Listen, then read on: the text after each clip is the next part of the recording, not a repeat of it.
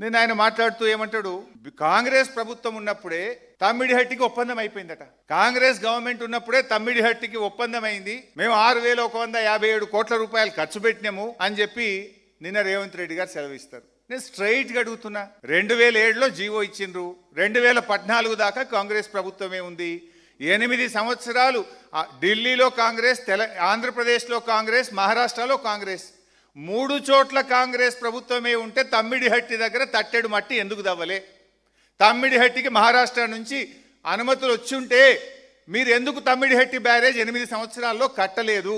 CWC అనుమతులు ఎందుకు తేలేదు?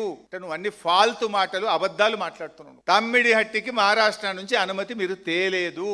ఆనాడు ఆ రోజు ఈ ఉత్తమ్ కుమార్ రెడ్డి కూడా మంత్రిగా ఉన్నాడు, ఆ కేబినెట్లో ఈయన కూడా మంత్రే. ఈ నీళ్ల మంత్రికి ఆనాడు సోయి లేదు. సోయి ఉండుంటే, తెలంగాణ మీద ప్రేమ ఉండుంటే ఆ రోజే అనుమతులు వచ్చేది.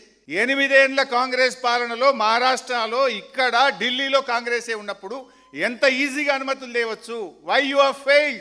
రాని అనుమతులు వచ్చినాయి అని చెప్పి రేవంత్ రెడ్డి మాట్లాడుతున్నాడు. మరి అనుమతులు వచ్చి ఉంటే ఎందుకు గట్లే 8 ఏళ్ళు తమ్మిడిహట్టి? ఎందుకు ఒక తట్టెడు మట్టి కూడా తీయలేదు అక్కడ?